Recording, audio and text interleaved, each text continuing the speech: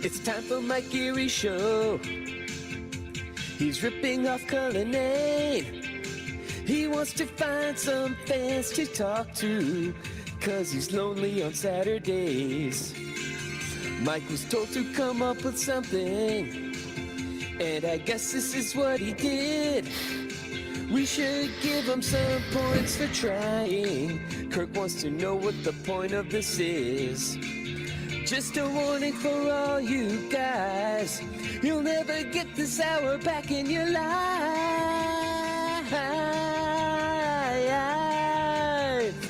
This is Mike and the Minifans. Mike is talking with you. This is Mike and the Minifans. Mike is talking with you. This is Mike and the Minifans. This is... Why did I stop? You good? Oh boy, it's always something. Even when I'm feeling good about Justin, there's always a little something. The people hearing me now, at least. I never know. He doesn't tell me. Can they hear me? Yeah. Okay. I doubt it, but we'll see. Hello. No better way to start than with some technical difficulties. What's going on, everybody? Mike and the Minifans, the last one of the year. Crazy. What a year of memory it's been. A crazy time in the world of the Minifans, and I appreciate all of you joining me for these crazy few weeks. And tonight we've got to look back at the last 5 weeks of excellent shows. No, we're doing a real Mike and the Minifans this week. But first, let me tell you about my friends at Broken T Virtual Golf in beautiful Lakeville, Massachusetts. TheBrokenT.com, that's T-E-E, is a place. The nice thing about this place is it's kind of for anyone, in the sense that if you want to just go fuck around, hit a few golf balls, play on 40 world-famous courses, then you can go down there and do that. Or if you want to work on your game, get some help from a PGA professional like my friend and Minifan, Mark Kitchen, you can go down there and do that as well. Enjoy their selection of craft beers. Gift certificate season probably over, but I mean, if you want to pick something up, someone's got a birthday coming up, whatever, or you want lessons from the aforementioned Mark Kitchen, PGA Pro, then drop the name Mike and the Minifans. Or in general, if you want to go there, hang out, whatever, just say you listen to the show, because it helps us out. It helps Broken T Virtual Golf out as well. And it allows us to do, it allows me to pay Justin and all that type of shit. It allows me to pay Justin to do mediocre work. And who doesn't want to support stuff like that? So support my guys at TheBrokenT.com. Broken T Virtual Golf in Lakeville, Massachusetts. TheBrokenT.com. And check them out and tell them Mike and the Minifans sent you. What's going on, boys? So we've got regular Matt from Providence, my guy, essentially the unofficial co-host of the show. More or less, he's on pretty much every week, and two newbies. We've got Andrew and what's up, guys? A guy known as Blind Advocate, who has been very eager to get on the show. I would say very eager, and he tells me, I like this. I like the guy that advertises himself as a controversial figure. Really building himself up into a character. He tells me he's this wild guy in the Discord, and everyone hates him. So we'll get to that, I guess. But first, I've got to hate him. Do they hate him? They hate him. I feel like Matt hates this guy. I don't hate him. I disagree with him. Yeah. But the Discord hates him. Really? Oh, I've been monitoring all day, and it's not good. Well, Bad day for Blind Advocate. We'll get to that in a minute. First, I want to see what you guys think about this, because it's something I've been toiling over. I've been at odds with this for about a day now. So Portnoy went after me about a month ago. Everyone remembers that. It was very funny. I looked like a bitch, some would say. I stood my ground, others would say. But regardless, he yelled and screamed at me, said he hated me. And I never really understood why. I didn't get where that came from. And then when Big Cat was on, Big Cat and Kirk kind of explained it to me in a way that I understood a little more. And then something happened with Justin yesterday that made me kind of feel like I understood what Portnoy was saying a little more. So let me lay it out for you boys. I guess MHB has been doing this thing where he's digging up old tweets of Greg Hills. Have you guys followed this? Mm-hmm. Yeah. So we'll get to that and what my thoughts about that in a second. But Justin tweeted something to the effect of, and I'm paraphrasing here, but something to the effect of, I don't think it represents what the show is about to be digging up people's old tweets and going after them. And when I saw that, my immediate reaction was, while I agree with him, my immediate reaction was, shut the fuck up, you fucking intern. Why does anyone care what you say? And then I realized, wait a minute, I was a fucking intern that would spout off about people, and maybe that's why Portnoy got picked. So when I see that and I want to tell, my instinct is to tell Justin to shut the fuck up because that might annoy Kirk if he thinks he's speaking for the show or whatever. Am I being kind of a hypocrite in that sense? I mean, it almost seems like Portnoy, expected you to earn your bones before you went shitting on people, which I kind of understand, but That's what you do. That's why you're here. You're here to go after people and kind of placate the Kirk. So what else does he want? Right.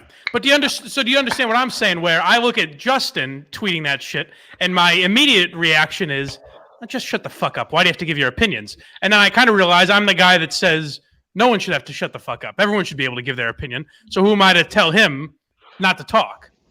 Yeah, it might have a little bit to do with the fact that it's MHB who he's calling out, someone who kind of has been around for a while and has a history of doing this kind of stuff. Yeah, and MHB's my guy a little bit, as much as I'm annoyed with him right now because he seems to dislike me for some unknown reason. But he is my guy. We did a lot of podcasts together and things.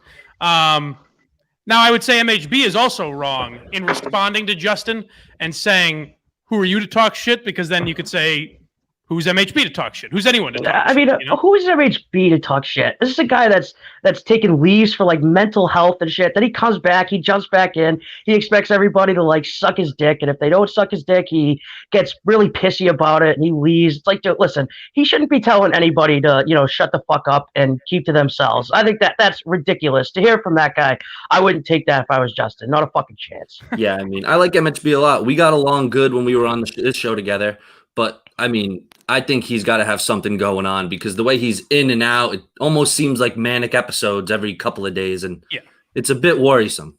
Yeah, my guy, last week, I don't know if you could tell watching, but I was kind of getting to the point where I almost didn't want to mention MHB's name anymore because I feel like maybe I'm talking about him too much, whatever.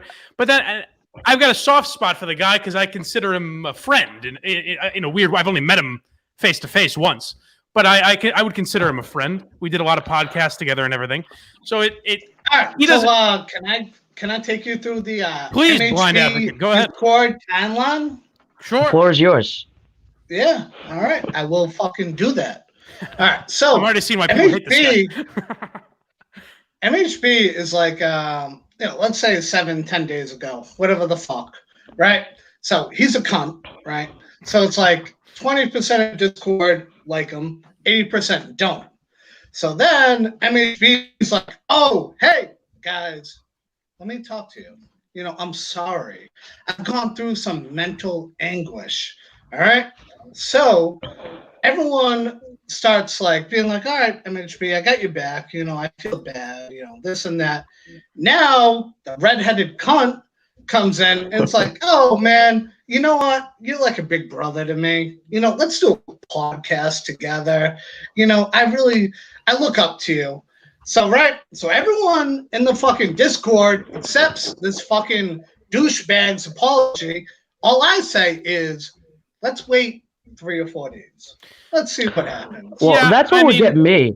If I was you guys, that's what would get me. The fact that he will come to you behind the scenes and send you all these messages like, I'm sorry, you're my friend, blah, blah, blah, blah. And he just comes at you with this sympathy card that tries to make you feel bad for him. And then on Twitter and all this other shit, on all these other apps, he's talking a bunch of shit, calling you out. Yeah, that would piss me off. If I was you guys, definitely, that would anger me. Yeah, we don't need to talk. That's my only real problem with MHB is that it seems like almost there's two versions of him. And he tries to play it off like, hey, it's just a character online. This is what Kirk does. And the thing is, it's not what Kirk does. There are giant differences in what MHB tries to do and what Kirk does. And can I continue the story? I fucking hate this guy already. Jesus Christ. Hey, Discord, you're 100% right on this asshole. No, it's Mike from Minifans. There's one blind guy. He's your advocate, Mike. I'm your advocate. So I'm telling a fucking story. You got a huge fucking head. It looks like those headphones are about to snap in half. Jesus Christ! Well, it's a dialogue here. You don't get to you don't get to. I know people call it Mike in the monologue. It's not blind advocate in the monologues here. So that is my problem with MHB is that there's two versions of him, and then when he says I'm going to take a break, I think in his mind a break is like staying off of Twitter for 4 hours instead of maybe 4 weeks, which might be a little better for him. But now go ahead and finish your fucking scintillating story, blind advocate. I was just telling a fucking story. That's all. Go ahead. All right. So fucking MHB comes in, right? And fucking bitches and cries and moans, and everyone's like, "All right, MHB, I got you back. Right. And so Keller, Ginger Cunt comes in. Yeah, don't say his name on this podcast either, by the way. I know. I hear you. The You've Ginger really taken Cunt a turn, Mike. comes in.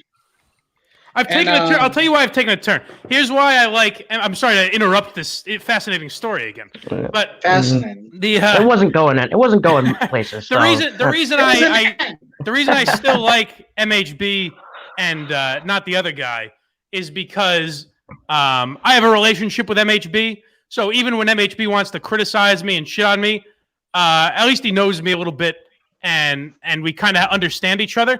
What I hate about the other redheaded asshole is that how much shit did I take for defending the guy and saying he's a nice guy and all this, and at every fucking turn he blames me. I get screenshots, and I don't go in the Discord or anything, but people send me screenshots of him shitting on me and saying that it's my fault that I won't have him on this show, and I'm being a pussy because I won't have him on here, and my show sucks, and he should start his own competing show, which would be fucking great, by the way. I encourage him to do that.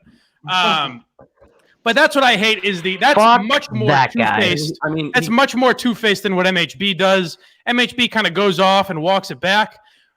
The other guy, I'm so fucking nice to, and I defended him. I tried to defend him forever. And then he just fucking shits on you at every turn because he needs attention. And I have way more respect for MHB. Oh, of course. Yeah. How could you not? I mean, the other guy. If you're going to have a fucking breakdown where you're working, then go to the fucking bathroom and fucking grab a fucking tampon, shove it up your ass, and shut the fuck up. Wow. I don't know what you're talking. What are we talking about? Who to break down? If anyone knows how quick this whole group can turn on you, it's me right now. Last week, I thought all these Minifans were my people, and they fucking turned on my ass so quick when I made that joke. People were, screenshotting Kirk, saying, kick this guy the fuck out, and I can understand how that can mess with somebody's head. I was going insane for about a day and a half. Yeah, you had a little bit of a breakdown as well. All of a sudden, I laughed at your tweet. I laughed at your tweet, Matt. All right. So Steve basically pushed me to resign, trying to speak for Kirk. I don't understand that. That's Steve's taking a lot of liberties there. Steve's a liar. He's got his hands so deep in this thing you wouldn't believe it. I've got a list of points that I need to get to about why he's affected the outcome of that election. Don't even get me started right now. Tampering. His people are known for tampering. Oh, I mean, it doesn't make sense. He claims that I lost by 28 points, but after 1,000 votes, Trotline Nixon had the exit polls within like 1% of each other for me and Patrick. How do I lose 27%? What? I thought Patrick runs the voting and shit. You election motherfuckers, dude. Fucking, are you serious? Oh, here we go. Another guy who can't take the fucking joke. Election, dude. This is the guy I love. The guy who cries in the Discord. He's nuts. How hammered this guy is. He's been posting this fucking Jack and Coke since 3 p.m. I was going to say, is he shit-faced or is he just I think he's shit-faced. Shit-faced. No, I don't think so. He looks like kind of your fat twin, Mike. You want to talk about the election? My twin. Let's not talk about fat guys, right? So blind advocate, before you go, actually go off on Matt if you'd like. What do you hate about him? I'm just saying, dude, you're a fucking Hillary Clinton fucking pussy. You lost the election. You fucking claim bullshit. Go back to writing your fucking parody bullshit Sesame Street fucking songs. No one gives a fuck. What the fuck are you talking about? Have you? Yeah, go He's back. he was the guy who made the prank calls. He's the one who made the prank calls. He didn't do the great fucking, at parody. He didn't do the parody songs. He did the prank calls. He was great at it. He's not a parody song guy. What the fuck, man? Keep up. So what, Blind So Advocate? what what's your big? First of all, is the name Blind Advocate? Does that have anything to do with me, or do you actually help blind people? Actually, Mike, I think you're the most talented person besides Kirk on the show. Thank you. Well, I mean, there's 3 of them. There's only 3 of them. Thank you very much. I mean, is that Steve a backhanded has compliment? No, Steve has a ceiling. You're the real talent, and it's going to show. You're going to progress. You're going to evolve. You're going to get better and better. Like, to use an MHB thing, I think the comparison to you and Big Jim Murray is that he's Bill Parcells and you're Belichick. You know, this guy's making a lot of sense. I like the cut of his jib. Yeah, he's a good guy. You know what? Have another John Daniels on me, my friend. You know what? The tide turned when he started kissing your ass. I gotta say, nothing against you, Mike. He's comparing you and Steve's talent levels. You know, Steve's talent is in a completely different arena than yours is. Of course, yeah. He's a fucking producer. But I feel like we have just scratched the surface of how fucking insane Steve's life is. This guy keeps giving us more and more every single day that people are digging up on him. Yeah. And I mean, Mike, your mom's hot. That was like a big thing from your life that kind of made its way into the show. Then your grandma got sick, and that's another thing. But in 5 months or 7 months since you guys have been doing this, Steve must have given us 20 different insane scenarios to pick at about his life. And it's just, in a way, I feel like almost driving the show. I keep thinking it's made up because every day or every week comes out with something absolutely ridiculous, and I keep thinking it's a work because there's no way someone can be this fucking insane and lie about this much shit and have nothing, and it all ends up like coming back on it. I mean, it's incredible to listen to, but sometimes I'm like, there's no way. It can't be made up, and here's why. Because I don't know if there's another show in America that would pick up on the things Steve does. Like, there's whether it's the hot dog contest or the tennis match or whatever the fuck. I don't know if there's another show in America that would hear the little aunts versus ants. I mean, little things like that. Other shows, like Kirk has an ability to pick up on that shit and then make 40 minutes out of it, or maybe 2 weeks out of it, whatever the time period is. But listening to aunts versus ants. I mean, every word that comes out of Steve's mouth that would give a foreigner a tough time, he mispronounced it every single time, and it's to the point where, like, Mike, you would know if he was doing it on purpose, would you not? And yes, I don't think so. He is. Like the Berkshires and Maori, Povich, and he even said something the other day right before break where I just scratched my head and I was like, all right, he's just fucking with people now. And you and Kirk are great at picking up on it. Aunts versus ants, re-listening to that was just like he just puts you in like this vortex of like, what the fuck are you talking about, dude? And then it eventually like comes back around where you can kind of understand what he's saying. But Aunts versus ants, re-listening to that again was interesting. Yeah, I mean, he's fucking crazy. He's very, very, very smart, but he thinks that he's smarter than he is. He's smarter than probably anyone in this room right now that we're in. But he thinks what an achievement that is to be to go up with the intellectual likes of us. No, he thinks he's on a completely other level than he actually is, and it kind of gives him this arrogance that when it plays against him, when he gets something wrong, it just makes it that much funnier to laugh at. That's funny. And when he gets back into a corner, I didn't listen to the entire best of. I listened to bits and pieces, and one of the things I heard was the Kirk and Steve fight. And it's interesting to listen to a guy because in there, Kirk says to me, Mike, remember this moment, meaning this is kind of a make or break moment. And I honestly think that was, and I might have said it in the little intro we did, but I think it was a great moment for Steve in the sense you look back at that and say, this is a guy that wasn't willing to talk about his parents or whatever. Now it seems like, I mean, nothing crazy personal has come up, but he's willing to talk about it. Like we talk about his life almost daily on the show. It seems like he's given us a lot. And crazy personal stuff has come up though. I mean, his sister-in-law and all that. I mean, he's been away. And he didn't have to give us that. I thought Kirk was correct to to think what might happen after that. That there might be more things that pop up. At the time, I thought Kirk was right, but I mean, it's clear, like you guys just said, it's been proven to be wrong. Steve will pretty much talk about anything. So Yeah. I mean, yeah, Steve ended up kind of winning that one, for being honest. And it's also, you got to look at it. He's coming from. I don't think Steve knew what he was getting into right off the bat. I think now That was like the first week, right? It maybe the second week, yeah. And he wasn't really big on Kirk when Kirk was at EEI, was he? He kind of wasn't that familiar with his I think style. Steve started listening regularly, or I don't know how regularly, but I know he got more into Kirk with the Kevin Cullen, Boston Globe stuff. Mm-hmm. So I wouldn't say he was crazy familiar with the show. Oh, please, enlighten Raise your hand. Raise your hand. Yeah, all right. So, anyways, Kirk makes talent out of no talent. Ken, Curtis, Mutt, fucking Steve. The backhanded shot at Mike. Go ahead. Yeah, go ahead. Continue. No. Mike is the fucking talent. You're damn right, baby. Keep going. He is the talent. He's Bring gonna it home. evolve. In my opinion, he's gonna keep going. All right. So fucking all these people that Kirk props up, that's their ceiling. Mike has an unlimited ceiling. He's gonna keep getting better and better. Now tell me this though, does it worry you at all that Mike's been doing radio for how long, Mike, now? I mean, radio, I haven't really even done. I mean, the college radio, the podcasting. Oh, well, if you're okay, you know. So back to the since I've been doing podcasting and college radio, that's been 7 years, I guess. And I would say, I mean, I've listened to some stuff. I would say that you were kind of stagnant most of that time, but being with Kirk, it's kind of brought you out of your shell, so to speak. Oh, for sure. Like, you're kind of starting to take off now, I believe. I enjoy listening to you. I mean, if Kirk wasn't around, would I listen? Sure. Would I enjoy it as much? Probably not. But yeah. I think you're starting to pull your own.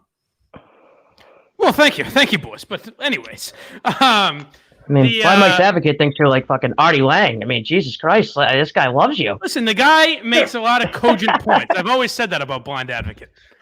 I don't understand why people in the Discord hate him. It doesn't make any sense. What are you pointing at? I'm pointing at the closet. All right, so listen. Oh boy. So like, if we're like, if we're comparing, right? So it's Big Jim Murray, right? Potentially, and it's Mike. Those are the closest comparisons. Comparisons to Mike what? is going.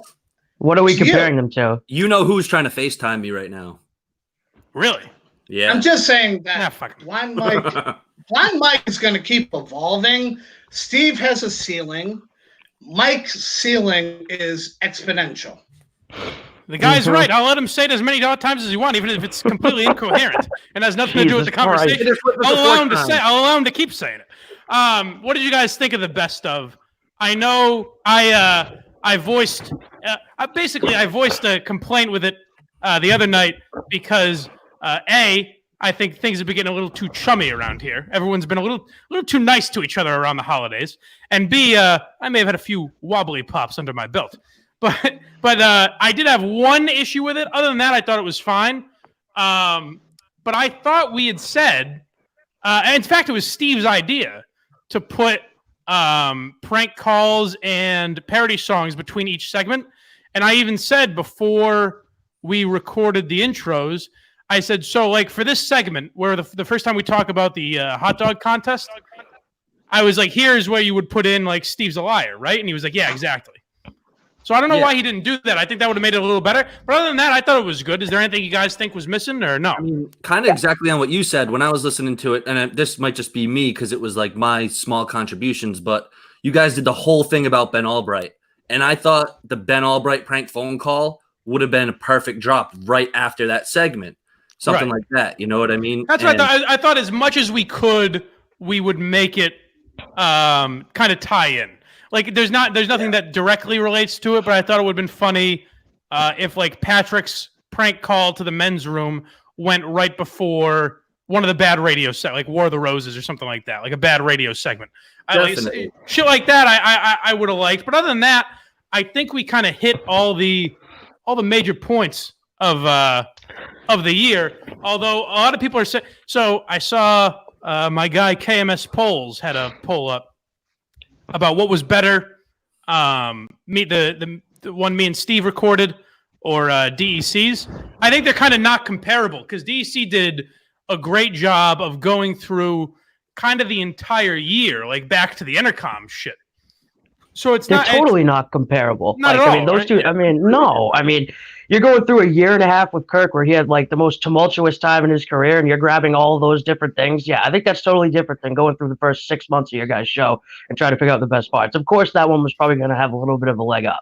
Yeah, and I mean, as far as your guys went, maybe some of the segments ran a little long, or Steve could have maybe gone in there and cut small snippets out in between to shorten them up. Because no, I wouldn't have some of shortened it them up at just all felt because I like- like the fact that it was 7.5 hours. I do like that, but I think maybe some stuff might have got missed potentially with leaving full segments in. Like I had not being in work this week, I had a hard time even getting all the way through it. And there were some things that I heard that I was just like, okay, like, could have maybe gone without 5 minutes of that talk there, or Yeah. and then the no bumpers in there. I saw someone tweet it that maybe there should have been some bumpers in between. It got a little confusing because I know there was one where it literally ends with me and there's a segment that ends with me and Steve talking, and then it starts with me and Steve exactly introing the next. Yeah. So yeah, got a little. That's where the prank calls and parody songs would have been good. But other than that, Yeah. Steve did a good job with it. I don't think there's anything else. I don't know left how- out, really. I don't So know how there no was- parody songs get in there. I mean, that's one of I think the funniest parts so far of the show. No parody songs was kind of a weird omission to me. I mean, is it because most of them made fun of Steve and that he didn't want to put him in Ooh, there? I'm just asking the interesting. I mean, question. it would I'm make just sense. asking the question. He is very self-serving. That's true. Yeah. That's an interesting point, gentlemen. Also, I mean, were there any prank calls or no? I didn't get all the way to the end. I didn't listen to the last half hour. I still have like a half hour to go. I probably won't didn't end up finish listening it. to it, but Yeah, that's I've a heard big, people saying, if there's no "How prank could you calls, leave?" if there's no prank calls, no parody songs. That's a big Yeah. absence. I mean, big time. I saw some tweets that said, how could he do this without putting any in? So I'd have to assume there was none. But there was one segment, and I know I hate to keep hopping back to it, and I know you guys don't want to give him any sort of promo at all, and I get it. But the Kirk Minahan gets the you-know-who experience. That To was me, a great one of the episode. most captivating hours of audio I've ever listened to in my life. With Cullinan, when Cullinan was in? Yes. That was very good. I totally agree. I almost suggested it, and then I didn't, just because I said, fuck I mean, I understand why it's not in there, but Yeah. I mean, it probably should have been. It was fascinating. Like, other than it was- Steve going at Kirk, Kirk going at Steve, Yeah. that was probably one of the most tense moments you guys have had in studio. I was Mike, that had one of your funniest parts. That had one of your funniest parts when you asked him, "Do you see Steve from Providence in the room right now?" Yeah. that was very funny. that was a great one, and I thought about mentioning it, like, because I gave Steve a bunch that I thought should be in there, and I left that off just because I said this guy's been such a fucking pain in the ass that why give him any attention? Maybe that's wrong of me. Maybe I shouldn't do that, but I don't know. I kind of agree with I Matt. think that. Can I talk? Please do. Instead of asking if you can talk, just talk. All right. So So DEC fucking crushed the year in review. Yeah. Because he brought it up to the original listeners, the original fucking whatever the fuck. It was good. So your shit was not so good. Can we get this guy Because a bump or fucking- something? Jesus Christ!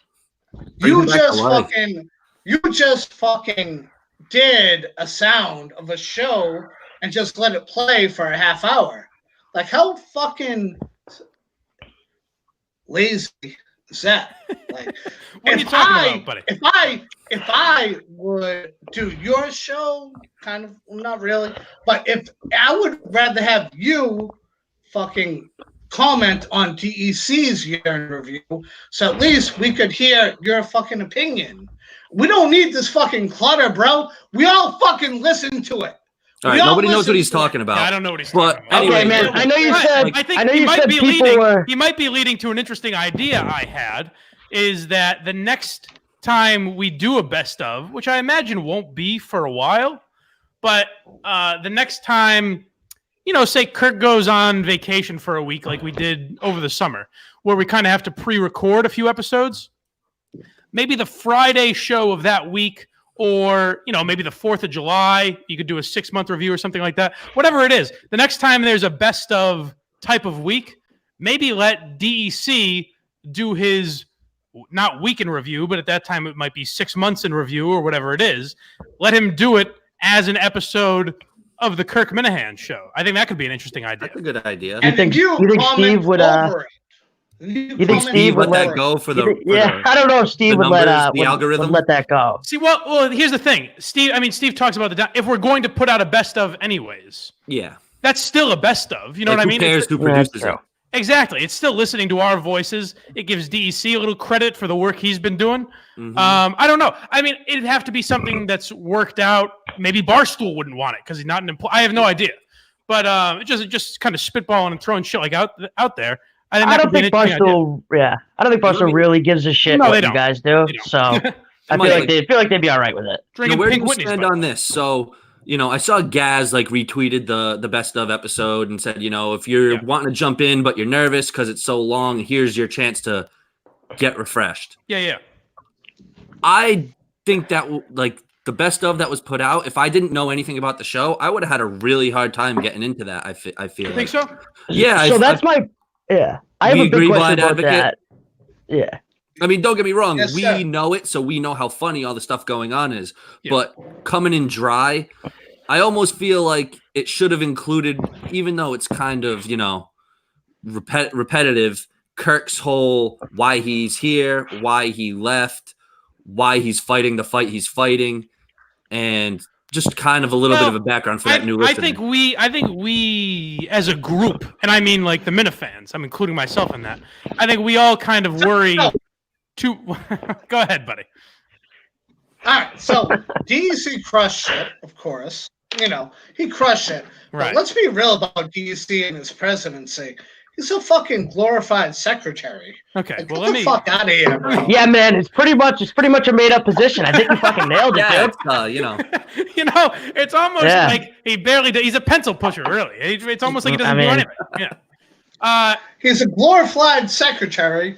He doesn't do anything. He just fucking writes notes in the fucking corner. What would you like him to do? What would you like him to do? He does the Minifan show. He does. I've always called him the Minifan show. Do-nothing president. He doesn't do enough in his term.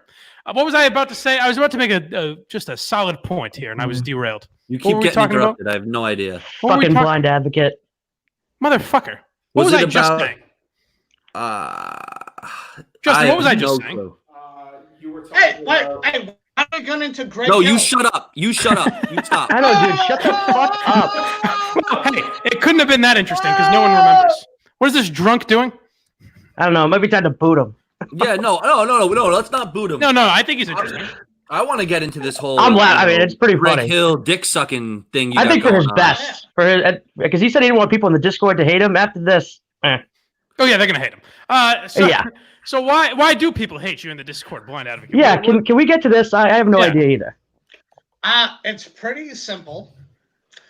Greg Hill posted last night that he felt like he did a good thing at his job, right? So he posted, "Hey, motherfuckers, I did something good at my job."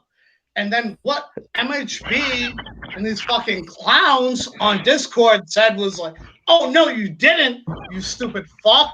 Let me Google 10 years worth of Twitter." Yeah, the fucking Colts did a good job when they made the AFC Championship. They didn't have to put up a fucking banner for it. What are we even talking about? I agree with that. The guy came in second place out of 2 sports stations, and he's acting like he just took over the fucking world. It's a joke. And you know what? You want to talk about the tweets? Fuck going after the tweets. Everybody knows that the second Kirk and the Minifans jump on somebody's shit, it becomes toxic and nobody will touch it. No one's ever gonna. That's the joke. That's why it seems like you haven't been paying attention and why we're in on the joke and you're not. We know the second that we go low, everyone's going to ignore it, which is why we do it, because we're pointing out the hypocrites. And one thing Kirk always talks about is consistency. And we're pointing out the inconsistencies in the opponent. And that's I'm with you, Matt. No, I'm with you, Matt, when it's a real... good at your job, and then someone gets a Google 10 years worth of fucking tweets? Well, you tell me this. You tell me this.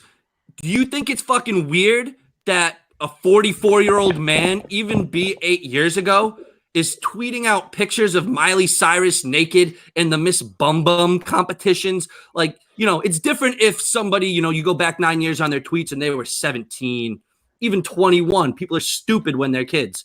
This guy was 45 years old, tweeting like a 14-year-old. He's you know what? I don't give a shit about that because you can look at how many guys that work at Barstool could you look at it and say the same exact thing. But here's my problem. Here's my problem with going through old tweets is that Greg Hill is not a guy that has gone after Kirk and said, fuck this guy. Look at what he said in the past.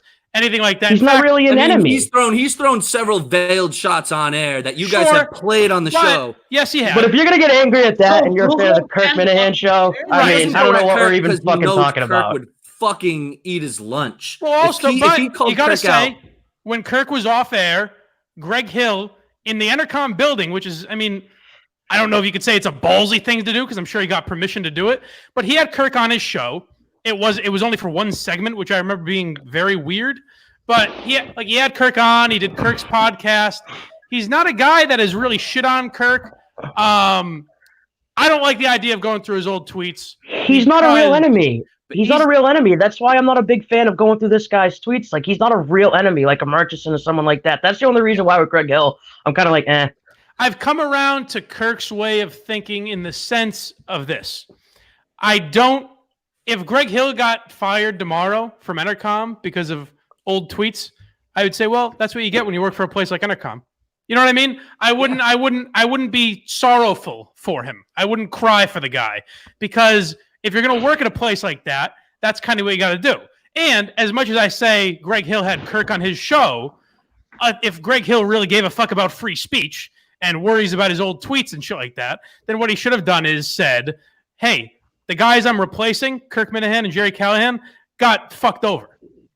So, you know what I mean? Like, he maybe not in so many words, but say, I respect what those guys did. This is going to be a very different show. If you don't like it, go somewhere else. If you like it, we hope you stay on board. Not mentioning it is so weird. That's such a weird radio thing. Like, not to mention at all. It's so bizarre. It's just radio. They just stuff it in the fucking closet. They move on. And moving on from a show that was that popular and not talking about it at all and keeping the same fucking producers is so weird to me. And it's EEI all over, but still, I totally agree. It's just such a bizarre. Not just the same producers. To keep the same producers and say, and still here, the real KNC, Ken and Curtis. It's like that. You know what I mean? Like, you're making these veiled references to the old show. Just fucking acknowledge the guy. Now, that's where I don't have a lot of sympathy for Greg Hill. But Greg Hill, I mean, guys, if we're gonna go after Greg Hill in serious, again, I was part of the Fitzy bit. You know what I mean? I understand that my role was to say, hey, come on, he's a good guy, he's funny. But I get what we were doing. You know what I mean? Like, I understand what that bit was. It was to point out the complete hypocrisy of Entercom and the Globe and everyone involved there. But if you're serious, you were funny on that, Mike. I thought you were funny. Thank you. But if you're seriously going through Greg Hill's tweets and saying, look, he said this vaguely sexual thing 10 years ago, then that's fucked up because you could do that with anyone. You could do it with me if you wanted to. You could do it with Kirk. You could do it with Steve. You could do it with anyone on this show right now, I'm sure. So not me. I deleted all my old tweets. Got those things the fuck out of there a couple years ago. Good boy. No, thank you. But you cannot be a fan. As much as I know the joke is that Barstool's gotten soft, and there's some truth to that, whatever. But you can't be a fan of a show on Barstool Sports and then dig through people's old tweets. Yeah. You know what I mean? Because you can find shit 10 times worse if you start digging into everyone else, you know? But do you think there's any difference between when they do it and when we do it because we do it knowing that it's not going to have a result? Yes, of course. Although, I'll say this, and I want to talk to R.A. Minahan about this. I do like the idea. I don't know if he's the one that found that picture, if he's just the first person I saw that posted it. I like when it's someone that calls other people out. Like when it's Trenny who's going after these military vets or West Point students. When it's someone like that, and you're a complete hypocrite and you've done stuff in the past, then it's all out. You know what I mean? If you want to dig through Shirley Leung's tweets or no fucking Jezebel writer or whoever, then go for it. Everybody knows that picture of Trenny was completely innocent, but that's part of the. Oh shit! You see that cat? Oh my god! Everybody knows that was it was bullshit, and we were just calling out her hypocrisy because I mean, you say one thing, you do another, and you don't expect the same result on both sides. You're a piece of shit. Yeah. And, so that's when that's when I'm cool with it. When you're calling out a tranny for something like she did, that's totally fine for stuff like that. But it's just like tranny going after those West Point students. I thought was a fucking joke. If you're doing it in that sense, yeah, go after her old tweets, find some stupid picture of her holding up the fucking OK symbol. But Greg Hill was kind of just sitting there doing some shit show on EEI, like digging up tweets about him. Granted, the Miley Cyrus stuff was fucking bizarre, but it's just kind of very weird. I'll agree on that. She was like 18 at the time, too. It's like, dude, you're like fucking 50. What is wrong with you? Well, you know what's weird about Greg Hill is he does a show. I mean, he used to do a show that I think was supposed to be almost like a knockoff Howard Stern, Opie and Anthony type of a thing, where he was kind of supposed to be an edgy guy. He did. So I worked. I don't know how many people know this that listen. When I worked for Entercom, I was on the street team. So I had to do all these shitty events that shows for all the different stations would put on. And one of them was, and they did this up until, I think I was there last year. They did an event called Bikini. That was a bikini contest in billionaire Ernie Bach Jr.'s pool house. And doing it, and they basically just trot women in bathing suits out and grade them and comment on their bodies and shit. And I mean, it's innocent enough. Like, I don't think they were doing anything over the line, quote unquote. But I was kind of like, how do they get away with this? And Kirk and Jerry talk about the show Transparent, and it's the end of the fucking world. Yeah, I've heard some weird stories through the grapevine about him too. That, like, you know, people that I know who have friends who are friends with him, just weird parties and crazy outings, and just, you know, he definitely gets into some pretty wild shit, I would think. I mean, that bikini thing is a perfect example. Yeah, where, I mean, it's fine. It's not. I mean, it's pretty much PG-13 rated, more or less. But it just seems weird to me that in this day and age, that would be allowed. That you're essentially just grading women on their looks, which I don't have a problem with, honestly. If people want to enter that willingly, go for it. Well, but it's weird to have that and then criticize Kirk and Jerry or any other show for words that they say. Yeah. It just seems bizarre. I mean, we all know what the reason probably is because both of those guys lean right politically. I'm going to guess that's one of the bigger reasons why. Greg Hill leans right politically, too. Yeah. I just think you lean that way in Massachusetts. Yeah, if you lean that way in Massachusetts and you're on the public airways like that, they're going to come after you for fucking anything they can. I mean, it's a joke, but it kind of is what it is. Blind Advocate, you've asked a few times to speak. I'm going to give you the floor now because you sent me a list of things you want to get. Now I'm starting to put the picture together a little more. It's tough when you're just DMing with someone because you don't get their full personality. But I found it a little bizarre. Blind Advocate sent me a list of things he might want to talk about, which I always appreciate. If you're new to the show and you have things you want to get out, of course. This is one thing I like too, is like people were commenting in the chat that I don't have people on that disagree with me. And then I invited those people on and they said no, they couldn't do it. So it's just always how it fucking happens. But Blind Advocate had a lot of things he wanted to get to. The first one, number one on the list, the show. He wanted to get to the Kirk Minahan show. I was like, yeah, I think we may touch on that a bit. We get to it at some point. Blind Advocate, what did you want to get to? Anything we didn't touch on yet? I mean, not to fucking kiss ass. I mean, Kirk Minahan is the number one talent in the USA, and I fucking just think that you are a superior talent. I think Steve is a fucking not a superior talent to Kirk, but you're a superior talent to Steve. This shit is just a fucking fad, bro. Keep going. Give the fucking all right, enough ball walking. Come on. Shut the fuck up. No, but seriously, but I have one thing that I want to say before we get off the EEI. That, like, you know, I do. Go ahead, Matt. I am talking what about a fucking hypocrite Lucy Burge is writing that fucking article about Walter McCarty and his unwelcome conduct at Evansville College, whatever. Oh. That's got to be a fucking troll job. You have to excuse me. I don't frequent the WEI blog. Well, I just saw it getting shared around on Twitter, and I guess don't talk about Walter McCarty somewhere else, you fucking punk. All right, I'm talking about the Minahan show. All right, you want to talk about Walter McCarty? I'll let you finish. Are you fucking ignorant? No, I don't want to talk about Walter McCarty. We're all following along. We know exactly what you're talking about. Christopher Curtis having an inappropriate workplace relationship. And zero consequences coming from such a... What the fuck is this? Okay. I kind of want to keep this guy on for the second half. I think you might have to. I might be shooting him and Arego at it a little bit. Walter McCarty? Yeah.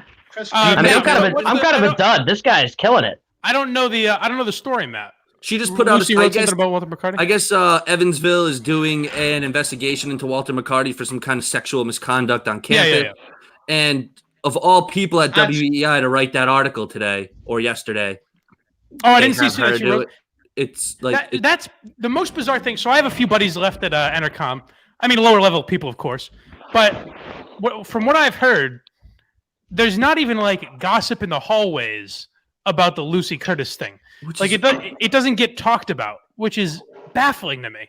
Like if I were a low level producer there, I'd be fucking livid. Because she's taking jobs away from other people. They took her back in like a week.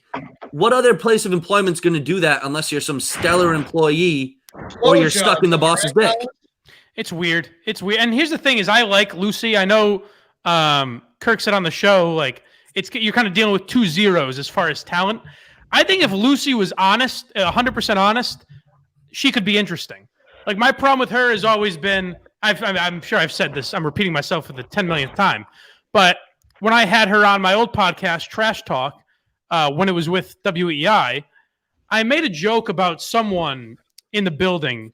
It might have been Greg Hill's old partner, Mike Shue, who's a very nice guy. And I mentioned him for whatever reason. I said, probably the only nice guy in this building, or the only guy I like in this building, or something like that. And Lucy says, oh, no, there are a lot of nice people in this building.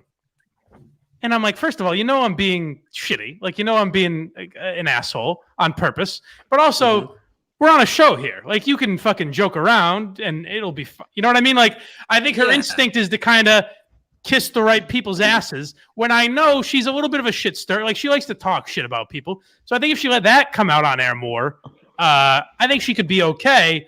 The problem is you're just not allowed to do that at Entercom. Well, I don't know how they both kept their jobs. What made Kirk so famous in the first place? It's like, I think I might be. I honestly might be the only person in that fucking building that learned from Kirk and said. I mean, obviously, it was on a much smaller scale, but I kept the only reason I'm on the Kirk Minahan show is because I kept talking about Kirk Minahan, even when they told me not to. Like, there was one subject that they told me not to talk about, so I kept talking about it. Because I thought it was the most interesting. I said there must be a reason they're telling me not to talk about it. It must be interesting to people. People want to hear about it. So I kept doing it. It's amazing to me that more people, like there's guys. I'll say his name. Fuck no, it doesn't matter.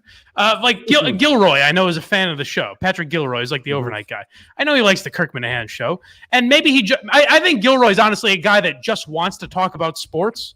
Like, I think he almost just does this as a hobby because he has a regular job and he just loves radio. So maybe he just wants to talk about sports, but it's like there's times where why doesn't Gilroy just go on and start talking shit?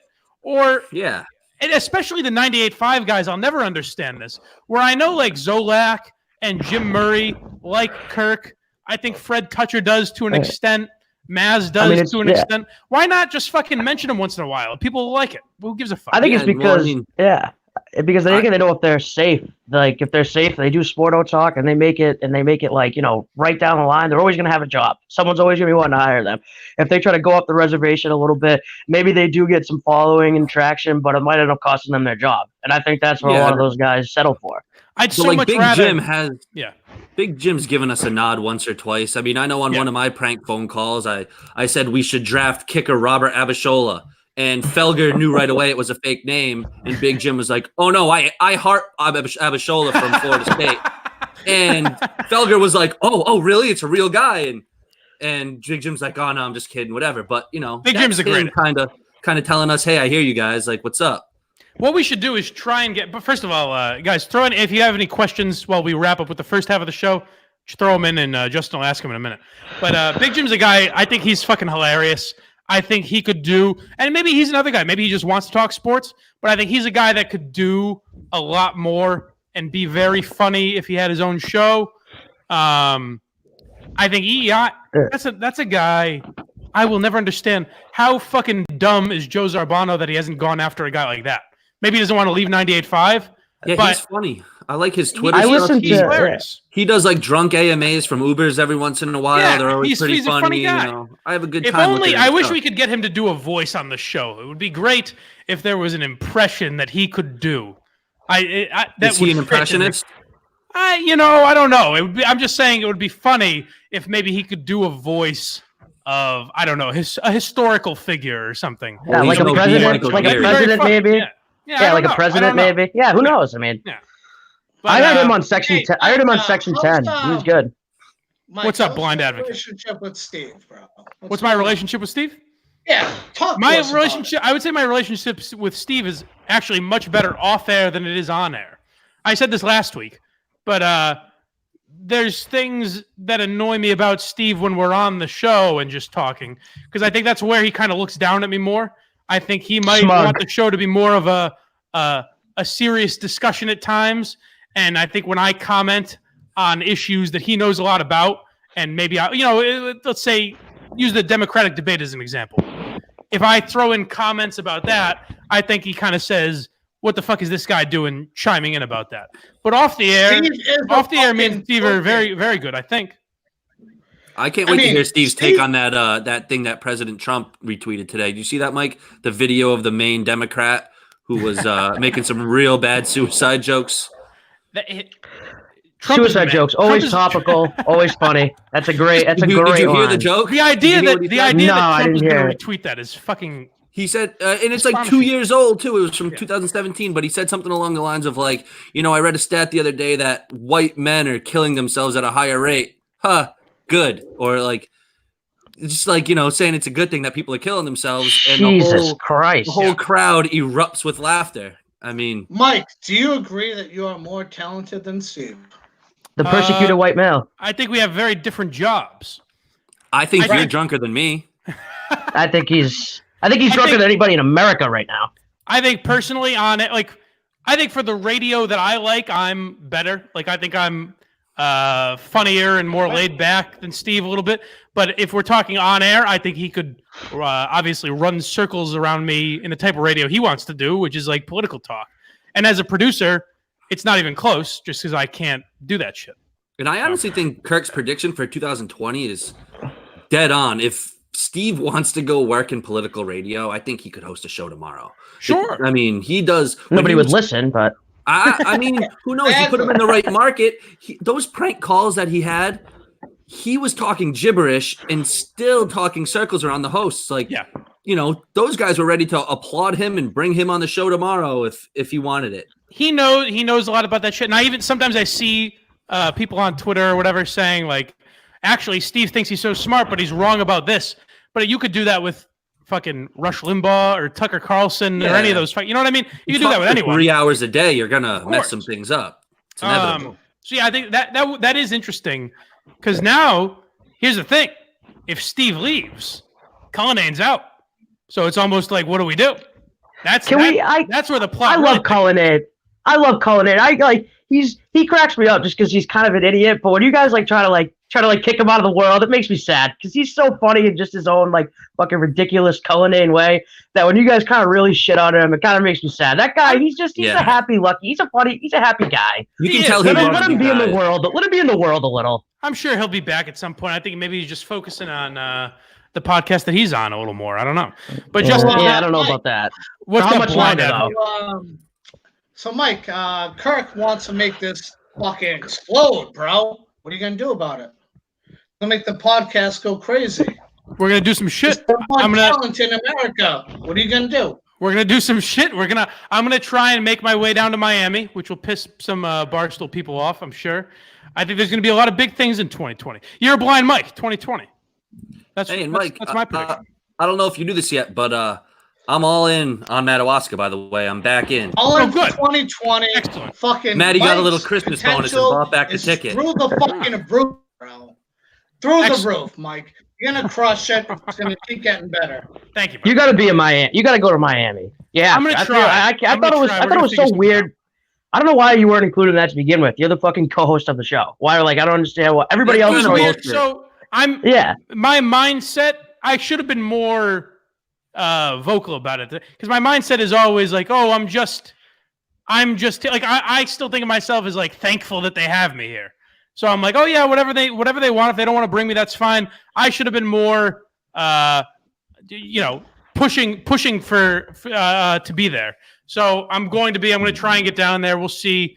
Maybe me and Kingpin Pete will make the trip or something like that. We'll figure it out. No, but Mike, I'm gonna try to get down there. Do you think Mike and Kingpin Pete road trip to Miami? Yeah, maybe.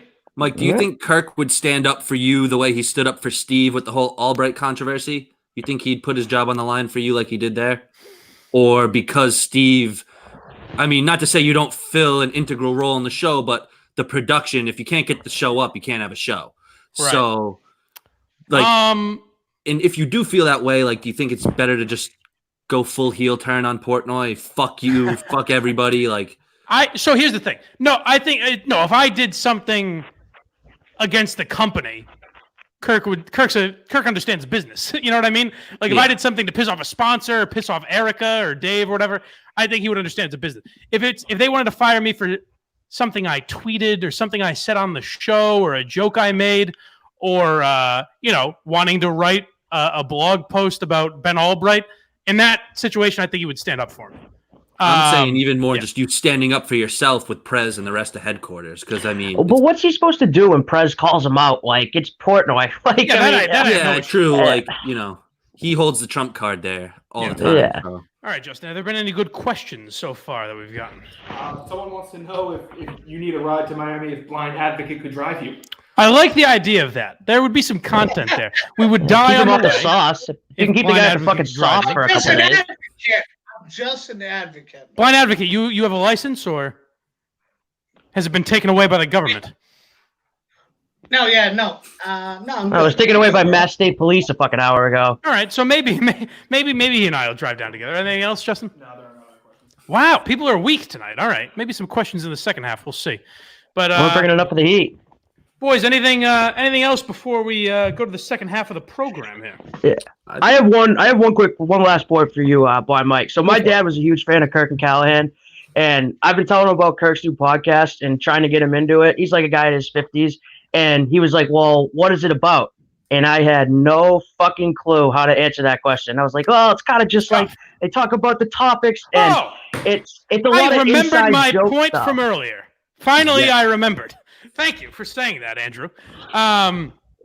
So yeah, here's what I was going to say before: is I think we worry too much about how people can get into the show. At least I kind of focus on like, oh, if this is your first day listening, you're not going to understand what the fuck is going on.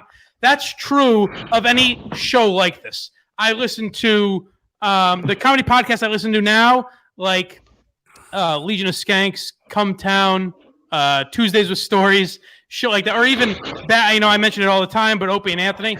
The first day you listen to those, you're not going to know what the fuck is going on. I'm sure the same was true with Stern.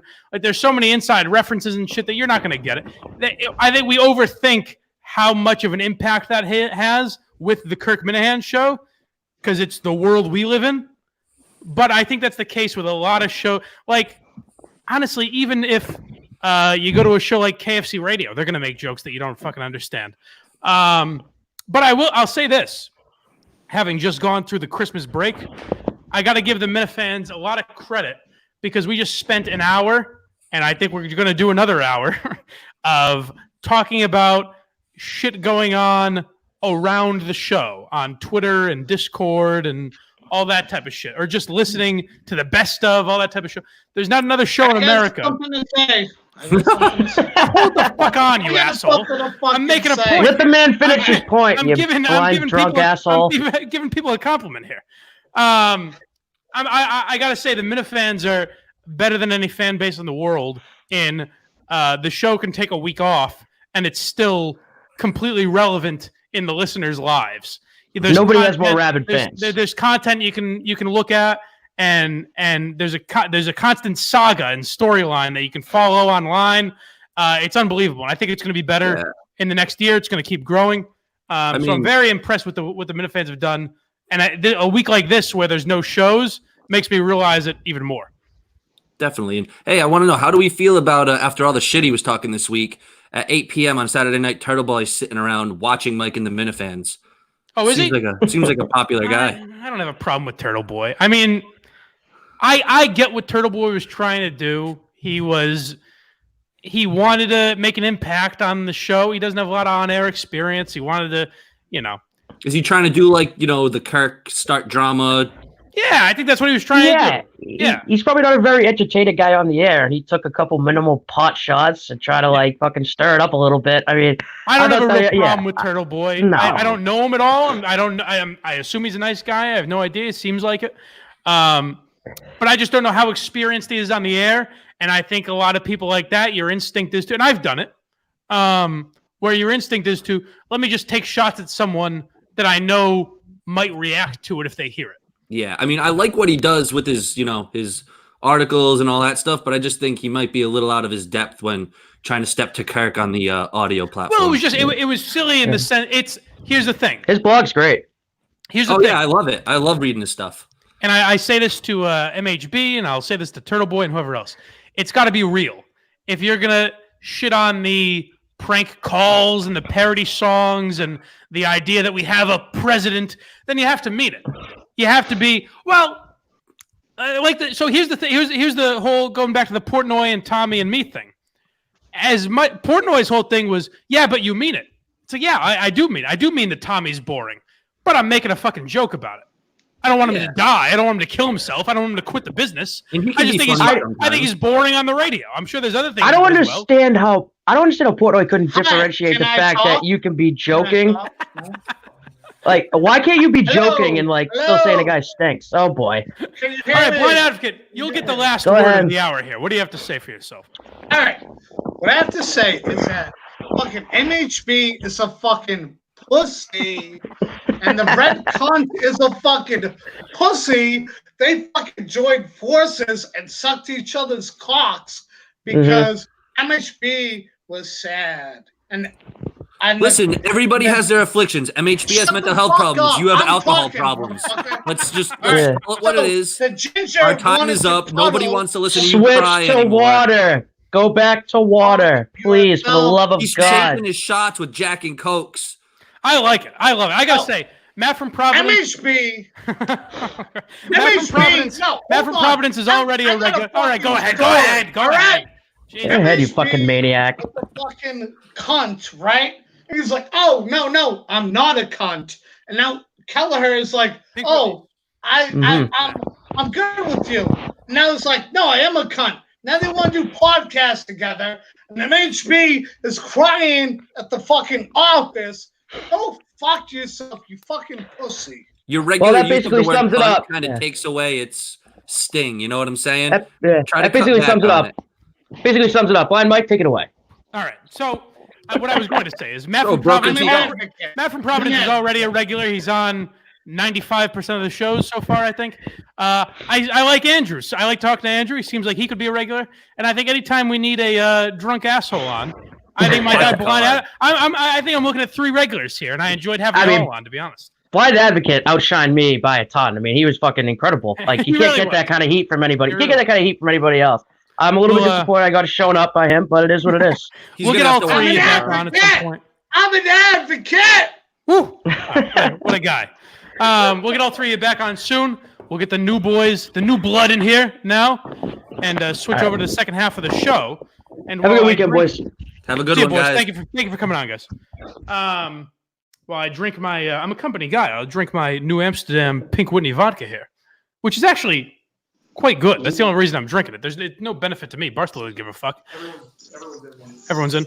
But first, before I address the my new lineup here, I will tell you again about Broken T Virtual Golf in Lakeville, Massachusetts. Make sure you go to thebrokent.com. Check out everything they got to offer. 3 full swing virtual golf screens, 40 world famous courses that you can play on, leagues going on right now that you can enter as well. If you want to drop the name Mike and the Minifans on anything you purchase, you can get 10% off lessons with PGA professional Mark Kitchen. as well as I know Christmas is over, but if you want to drop some gift certificates as well, people got birthdays coming on, whatever, feel free to do that. Just drop no matter what you're buying, tell them Mike and the Minifans sent you. It helps us. It allows me to pay for the show here, pay for Justin and all that. Helps us out. And it also helps Minifan, like Mark Kitchen and the people at Broken T Virtual Golf. So go to thebrokent.com, Broken T Virtual Golf in Lakeville, Massachusetts. A fun place to hang, drink some craft beers, and fuck around. Or if you really want to get some lessons in the off season and play some serious golf, you can do that there as well. So go to thebrokent.com. That's T-E-E, Broken T Virtual Golf.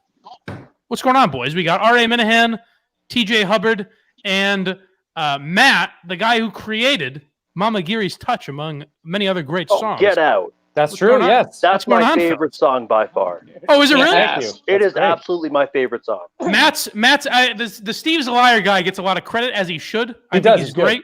Yeah. I think Matt is the best actual musician of the song parody guys. Thank you very much. I appreciate my that, pleasure. Mike. Now, Yeah. Matt, are you filling in for Steve when he goes to Madawaska? So far, I mean, I realize that between now and then, Kirk could change his mind, Steve could change his mind, but so far it looks like that's going to be the case. Yeah. Interesting. That's going to be strange. Do you think you're going to talk a lot on the show? I guess it'll be up to Kirk, I guess, but Yeah. I'm fascinated by that. So I do have experience. I produce a podcast. I produced a podcast for the last 4 years. I have experience. What's the you can plug it if you want.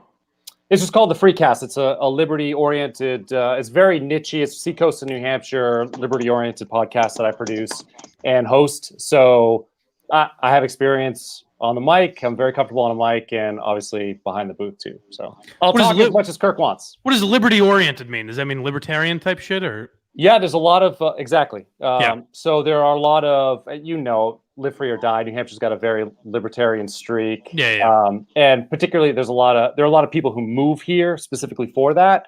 So that's one of the reasons. So we just create content that for those type of people. Speaking of the song parody guys, what do you guys think of Life of the Parody, hosted by my friend B. Michael Geary? I liked B. Michael Geary. I thought it was really good. It was a nice, kind of change of pace. But it was good to see, the behind-the-scenes stuff, people like Matt. I love Mama Giri's Touch. I'm sorry. Mama Giri's Touch is a great song. It's been stuck in my head for a couple of months now. I think the one he did about Scott, the play-by-play guy, is underrated. That's my favorite. Oh, yeah. I love Meth and Pot is my favorite. There are a few others you've done that I've really liked. I forget what exactly, but there's a couple that I really love. Steve Lose is probably the meanest one. I think I say the meanest thing I've ever said in a parody song in that one. Which one's that? That's the one after he lost the tennis match. It's to Night Mood. Oh, okay. That was a good one. Yeah, so I said, I basically compared his prowess on the court. I said that the reason why I lost is because he's so stiff, and I compared that stiffness to his dead sister-in-law. So that's probably the meanest thing I've ever said. It was dark. It was pretty dark, but it was great. Yeah, I mean, you did mention my mother running through bullets in Las Vegas, so equally mean, I would say. Mike, I gotta say that actually, so that was my first. Las Vegas. That was my first parody tune, and that was not the meanest thing that I was gonna say. I went down a notch because I didn't. That was the first one I did, so I didn't know if you would put it on air if it was meaner than that. Oh, I wouldn't. The first one was worse. I remember. What were you gonna say? Yeah, what were you gonna say? So, do you know the song Rosalita? But same thing. It's Rosalita, jump. I think it's Rosalita. Yeah, it's another Bruce Springsteen tune.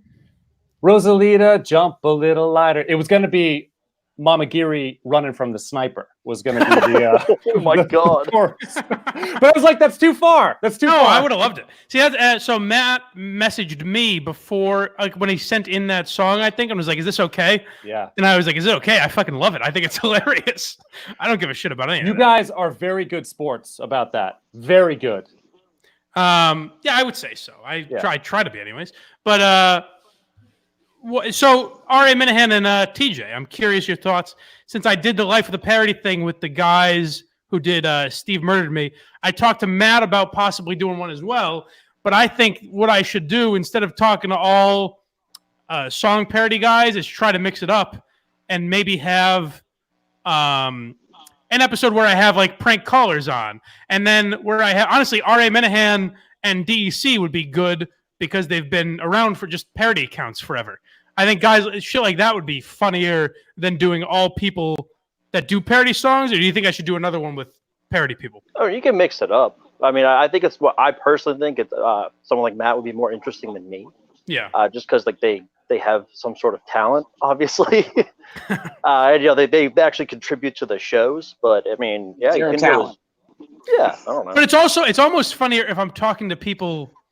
I think the idea of talking to R.A. Minahan and D. Oh, it would be hilarious talking to absolute nobodies. Like, you're technically doing nothing. Like, I mean, I think you guys have done a lot in a weird way, but on the surface, you're just guys that created parody exactly. accounts. And I think me seriously talking to you about what you do is hilarious. Like the last time I was on this, I told my sister, I was like, I'm going to be arguing with someone named Mark Hannon's balls.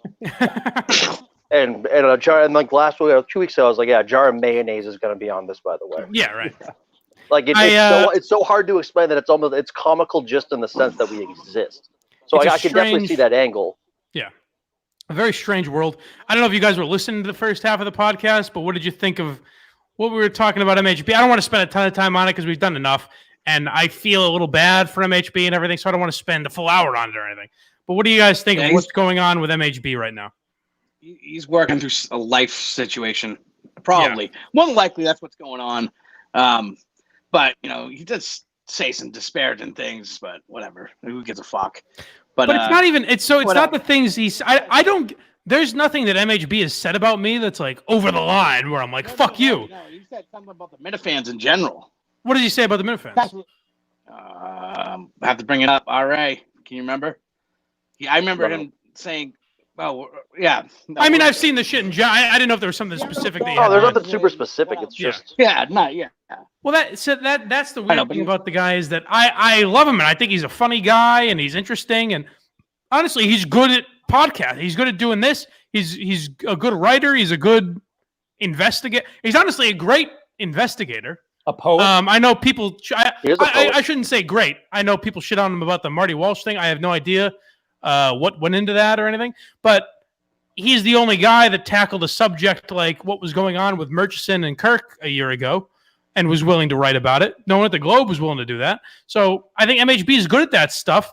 And I think he's kind of a guy that's struggling in the sense that I think he'd like to be that guy. I think he would like to invest his life in writing and podcasting and investigating and all that type of shit. But he also looks at it and says, well, I've got a good job privately, so why am I going to ditch that life for this life? And I think that's kind of what he struggles over. Maybe I'm analyzing him too much, but I guess that's got to be tough if you want to get into the podcasting world but feel like you can't for whatever reason. There's got to be a balance like between work. Work can't stress you out that much. If it does, you quit immediately. Well, DC is a good job, and he manages to do it somehow, Right. Just go work someplace where it's not as difficult. The money's one thing, but having your mind about you is a little bit more important than money in your pocket. Yeah. I would think. Yeah, I don't want to say too much more about MHP, but I feel a little bad for the guy. I hope he can come back on here again and all that. I don't know what's going on with him. But R.A. Minahan, I was excited to talk to you. Are you the first guy that put that Trenny picture up? Are you the one that found that? I wish I could take credit for it. Okay. Patrick, my president, who I helped elect, okay. Said someone in the Discord found it, but I posted it and it gained some traction after I posted it.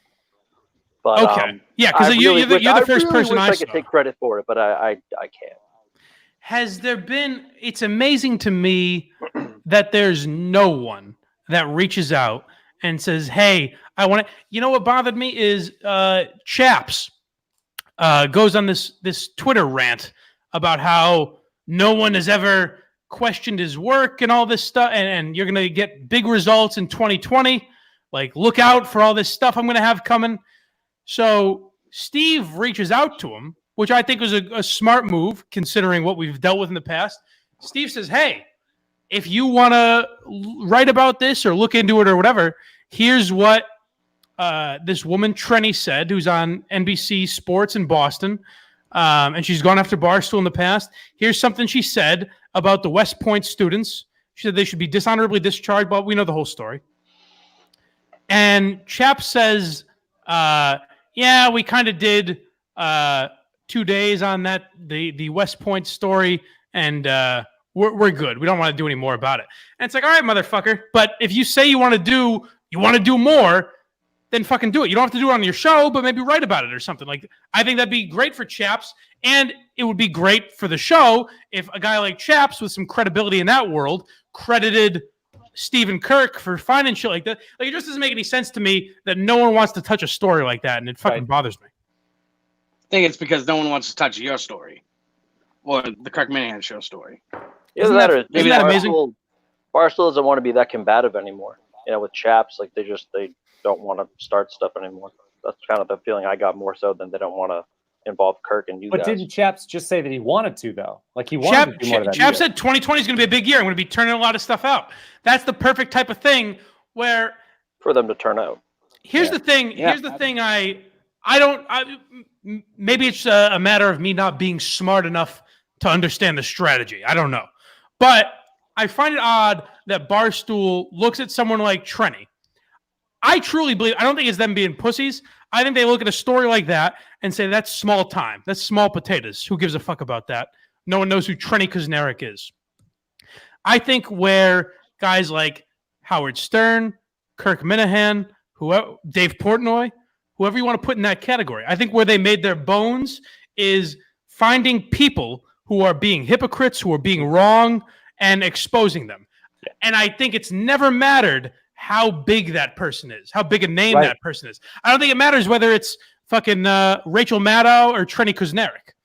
If someone's being a hypocrite, I think you should call them out. The cool thing is if you don't know them, then the story's more interesting because you can talk about the entire, like, you can give background on Trenny. You can talk about how she, like her career path on WEI, all that stuff. It becomes a total character if you don't know them. So it doesn't have to be someone really famous at all. You don't have to know their story. It's better if you can tell the whole thing. Yeah, and I think that's kind of what the Kirk Minahan show shows, in the sense that how many names are, including me and Steve, by the way, how many names are on there that people have never heard before that have become characters in that world and are very interesting to people. I think if you throw Trenny Kuznarek out there and say, hey, this woman was a huge hypocrite, then Chaps' guys start looking into it and saying, here's what else she said. And here's what Kirk has exposed about her, and here's what's happened here and here and here.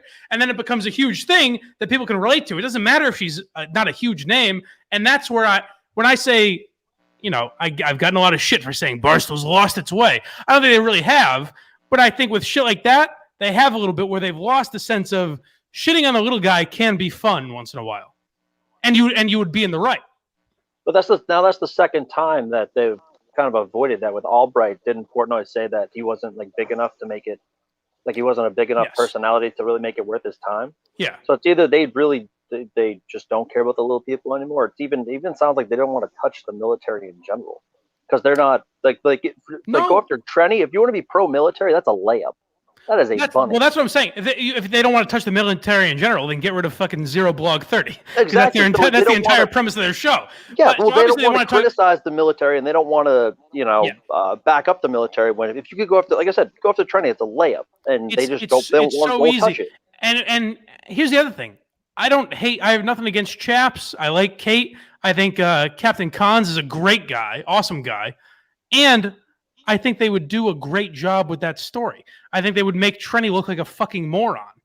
So I don't understand what's not to talk about. I think if a public figure in a top 10 market is talking about, I understand that no one watches their show, but it's still a top 10 market, that she's spouting off and saying that people should face a felony level penalty for doing something. Like they should be dishonorably discharged for something she has done, for a symbol she has made with her hands. Yeah. I'll give it to you. I don't give a fuck. But the idea that they won't touch that is bizarre to me. It seems, and again, maybe I don't think they're being scared. I think they look at it and say, oh, well, who's Trenny? No one knows who that is. But I think that almost makes it more interesting. I think it's the stupidest fucking thing possibly ever said. Because somebody went like this, that means you're a fucking part of the KKK. Yeah, That's right. what Trenny did. Trenny made the same sign. Yeah. And she did it on both hands. Yeah. Well, here's I don't know if I did a great job explaining it, but do you know how that? Nice. Do you guys know how that came to be? That OK symbol being like a white power thing? Yeah, 4chan and so 4chan likes to make the media dance, and so they made the media dance. And yeah, that's where it came from, basically. Yeah, you Milo, said, I guess you said Milo too, but I don't remember that part. Well, Milo claims, maybe he's lying, but Milo claims him and a buddy came up with the idea and gave it to the people of 4chan and said, try and make this a thing, and they did. That's what Milo claims, which I kind of believe. The way he told it, I kind of believe the story, but who the fuck knows? But either way, registered hate symbol now, right? Registered. Oh yes, that's very important. Yes, very important that was registered. Yeah, the Southern Poverty Law Center. Yeah. Something like that. Yeah. So what has been the over the break? What's been the biggest story? I was just giving the Minifans a lot of credit. It's amazing that where there's a week of nothing going on, really, there's still a lot of shit. Even people were tweeting at me yesterday, like, I want to hear Mike and the Minifans because there's so much going on. And it's almost like there's stuff I miss because I'm not on Discord or any of that. But it's amazing to see a fan base that keeps stories going even when there isn't a show for a week and a half. There was I think it was Matt from Providence suggested that some of us go up, when we go up to Madawaska, I think that week. Oh, the Red Claws. Thursday. Yes. The Red Claws. Well, and then the Red Claws tweeted out a couple emojis of them saying, about it, doing it February 6th. Yep. And, I put it out there that maybe there's a redemption to be made here. I think one-on-one, Steve versus Kirk. Ooh, see what happens. I like that a lot.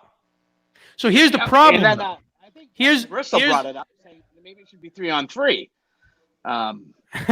Me, Steve, and Kirk versus 3 Minifans? Oh, boy. I like that. Oh, boy. Now, here's the problem, though. Here's the problem. So Steve is going up to Madawaska Thursday or Wednesday or whatever it is. Wednesday night. Yeah. Me and Kirk are doing the show Thursday, Friday. So I don't know if unless Kirk says, no, let's go up to Maine and do the show from there, it might be a Minifan night without me and Kirk. I don't know. I guess Kirk would work out the details, maybe. Basically, I'm saying, I don't know if you can have a Minifan night without Mike Geary. That's all I'm really trying to say. Now, there's a studio up here in Portland, which is pretty famous, that Bruce Springsteen recorded a bunch of his music at. Really? Now, see, TJ, these are now we're talking solutions, and I like that a lot. I don't know if you can get a hold of him. If we drive up. Yes. Epic to have that there. Yeah, I know. I think Kirk might be interested in that idea. I think it's cool. Whether, I think Kirk should be honored both pregame and halftime. But whatever they decide to do, I think it would be interesting to make it Minahan night at the main Red Claws game. I think that'd be very interesting. It's so close in Portland that could happen anytime. Well, it's closer for me than you, but that could really happen. You could do that even if it's not part of the Madawaska trip. It could be anytime. How far is Portland from Madawaska? A long way. 5.5 hours. 5 hours. Yeah. That's not that bad. That breaks up the drive, though. From me, that's about halfway. No, I think it's 10 hours from me. That's not 10 hours. No way, that's 10 hours. It's like 8 hours. A little short. I've been told 10. Justin's driving me, so I don't really care. I'll be dozing off in the front seat. He could take you anywhere. Once you get past Bangor, you can do 106. It's fine. That's right. There's no driving laws in Maine. I forgot about that. You can just go whatever speed you want. There are moose, though. Murder deer, take a knife, stab him in the neck. You're all right.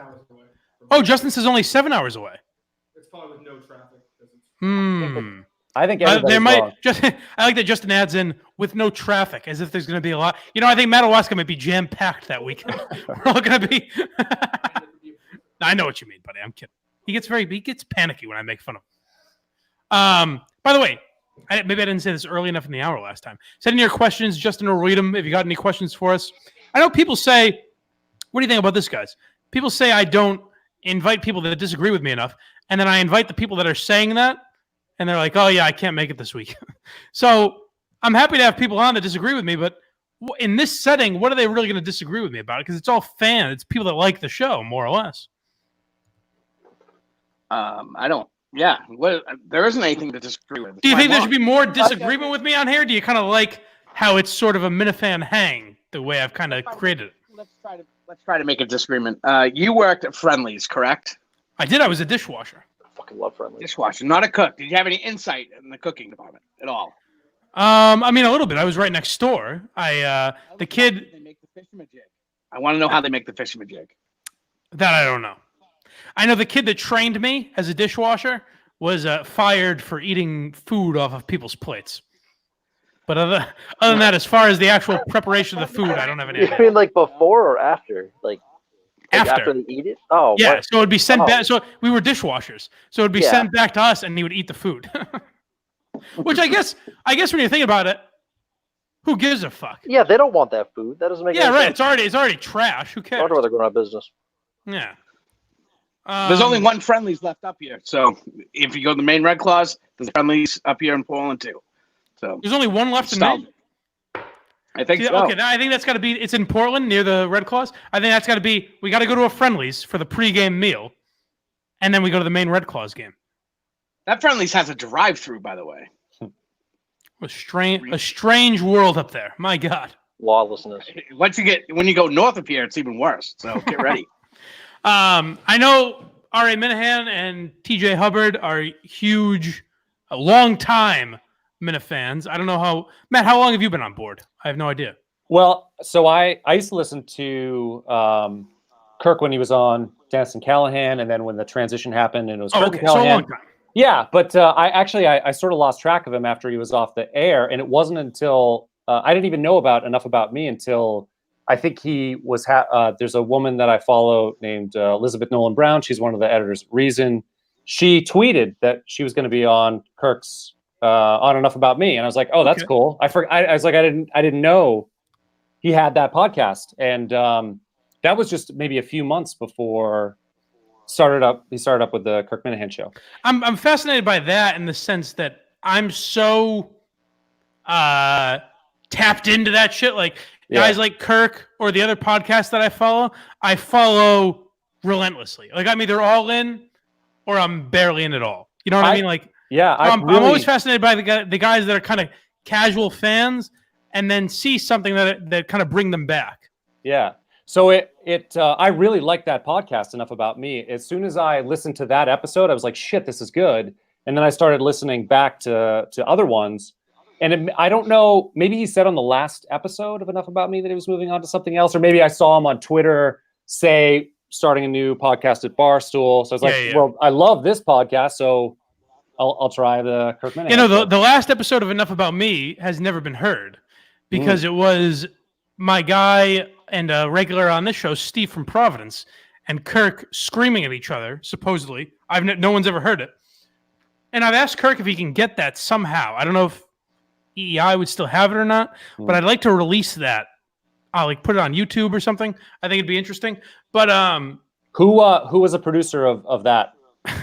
Mark Moroso. Okay, yeah. So I'm sure if he were a good producer, forever. Yeah. If he were a good producer, he'd keep a copy of it. So he's a fucking moron. No, of course he didn't. But that was the last episode. Enough About Me. It was never heard by anyone. But supposedly that's what convinced Kirk to kind of say, yeah, what the I guess Steve from Providence did a good job of kind of letting Kirk think to himself, what the fuck am I doing here? Like, how long am I going to let them jerk me around and say, yeah, no, just another couple months till we get the show on the air. And that's when Kirk did his Barnes & Noble thing, which thank God he did, because we wouldn't be here right now. But no, it's fascinating to see the amount of people, like obviously all you guys listened when it was Dennis and Callahan or Kirk and Callahan, but it's fascinating to see the amount of growth there's been where I get messages from people saying, like, I'm from Virginia, I'm from Ohio, I'm from Texas, I'm from fucking Ireland, or the Netherlands, I've heard people say, Australia. So people all over the fucking place finding Kirk. First of all, I'm amazed at the people that found Kirk on EEI from all over the place. But I mean, since it's been Barstool, it's grown a lot more. So I guess as loyal fans, has the Kirk Minahan show exceeded expectations about what you thought, not lived up to expectations? What have you guys thought so far? 6 months in. I know that Kirk wanted to make his own like universe. Yeah, and I find this wildly more entertaining than like Kirk and Callahan. Like I could do without Jerry for the most part. Like I can only do so much old man yelling. But I think just like just the fact that that we're having this right now is just a great part of it. right. You know, it's just I'm doing a terrible job of explaining it, but it's I don't know. It's like crack. I don't know how else to describe it. It's very odd. No, you can't. Like every day at 11, I'm refreshing my podcasting app, and it's filled. And I'm on the show, so it's weird to say this almost, but it's filled my void. I mention Opie and Anthony all the time, probably too much, because I think it's kind of filled that void for me that Legion of Skanks and shows like that filled for a little while. But this is the first show that there's been since then where there's daily content for a long period of time, where it's guys shitting on each other, guys talking about issues, guys busting balls, whatever it is. It's kind of it's real conversation. And there's not a lot of shows like that anymore, which is weird that as much as... So Kirk gets way too much shit for being influenced by Howard Stern. Like, I don't understand why that's a bad thing, that you're influenced by the greatest radio broadcaster of all time. What I'm more amazed by is that there aren't more shows now that take that Howard Stern influence.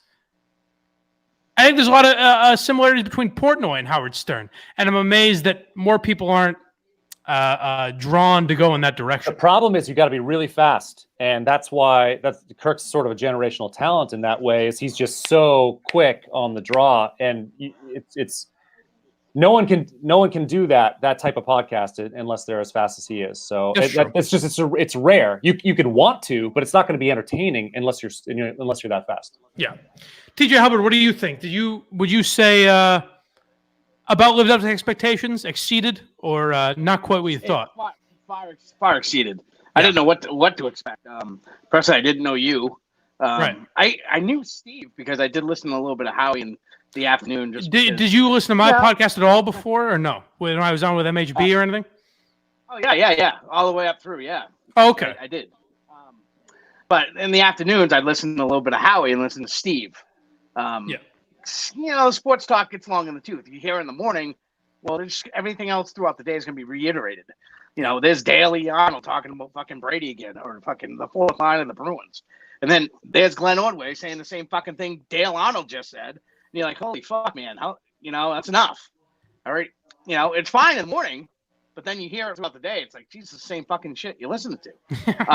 And then, it goes away when Kirk leaves.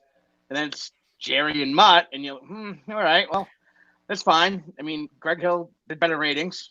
That's unbelievable to me. Jerry had a terrible day the other day. Finding out that Greg Hill doubled Jerry Callahan's ratings. Did they really double it? Is that what it was?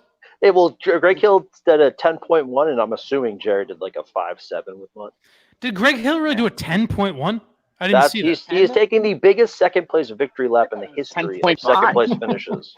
Well, I mean, to be totally fair, other than one book where he somehow beat Kirk and Callahan and Toucher and Rich, Greg Hill has never really sniffed second place. So it is kind of impressive when everyone said he would fucking suck. And I think the show sucks. Show sucks. The show completely sucks. Yeah. But maybe here's what that is. As much as Greg Hill wants to take a victory lap, and maybe he should, because he's doing better ratings than he ever did for WAF. But it's also proof of what Kirk has said for a long time, that, hey, you want me gone, you want Jerry gone, you want, the guys on Barstool Sports gone, Howard Stern, whoever else. You want all these people gone. This is what you're going to be left with. You're going to be left with Toucher and Rich and Greg Hill in the mornings, or Carson and Kennedy, or Brooke and Jubles, or whatever other fucking morning shows we've talked about. That's the best name. That's who you're going to have in the mornings. And it's amazing to me that people still listen, but I guess if you look at the stats, people are flying away from radio more and more every year. I just want to see like the listener numbers because they have the ratings, but I want to know what that's the other thing. Are. Greg Hill can do a 10.1, and that's great, good for him. But how many people are listening compared to when Kirk and Callahan did a 12 or a 15? You know what I mean? There's probably significantly fewer listeners in the Boston market than even 2 or 3 years ago. Yeah, because you can get most of your sports news just on Twitter. You don't have to listen to them talk about the same shit for 3 hours. You can just scroll through and find it. So what's the point? They don't have they don't have opinions anyway. Like they're just it's vanilla crap. Social media has killed traditional radio. Yes. Which is, it's fine. I get scrolling through my Twitter feed and saying, "Oh, hey, Brady cut his thumb," like last year or whatever it was. Yeah. All right. Well, now do I have to listen to it for 9 hours? Right. That's actually a great point, TJ, in the sense that that's a great point in the sense that my instinct is always to say that podcasts killed radio, but also social media killed radio in the sense that you're going to listen to a show, make the same point for 4 hours when you've seen it 600 times on Twitter. So why are you going to now listen to this show, regurgitate the same bullshit? And the thing that I'm amazed by is that shows, I'll use Felger and Maz here in Boston as the example. If you're from out of market, use whatever show. I'm sure fucking, as much as I like Benengo and Roberts and those guys, I'm sure those guys do it. Boomer and Carton, people in Chicago, LA, whatever. I assume they all do it. But what Felger, Jim Rome, absolutely. But what Felger and Maz do is they have 2 hours of, I guess you'd call it original content, where they'll do this segment's about the Patriots, this segment's about the Celtics, this segment's about the Bruins, this segment is free forum, this segment is where we make fun of each other. And then in the second half of the show, it would essentially be like if on the first half of the show I talked to Matt from Providence about Life of the Parody, and then I had you guys on to do the exact same thing. It wouldn't make any fucking, you know what I mean? Like they regurgitate the same shit in the second half of the show. And I understand in radio it's a little different. There's people driving around. It's not the same audience.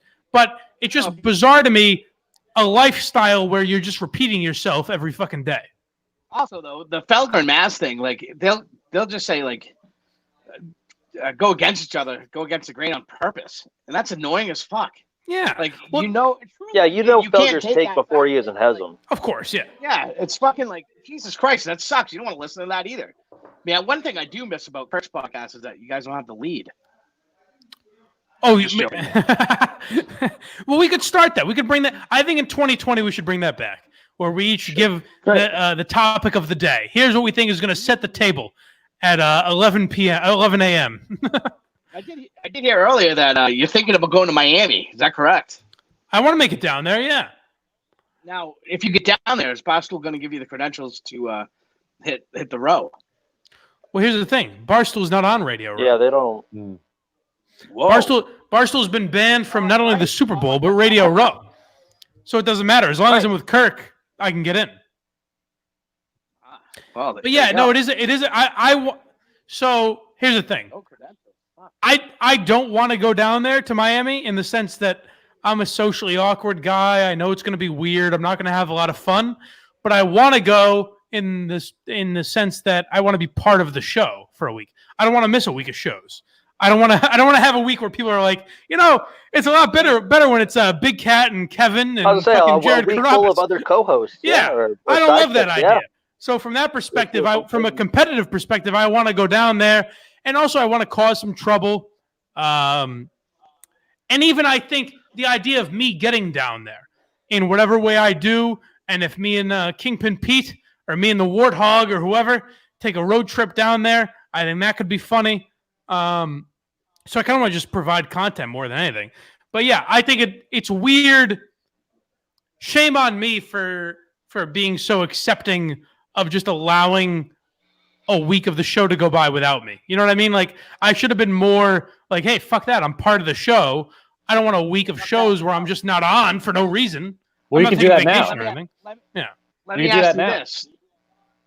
Was Kirk's Christmas gift, did that change your mind at all?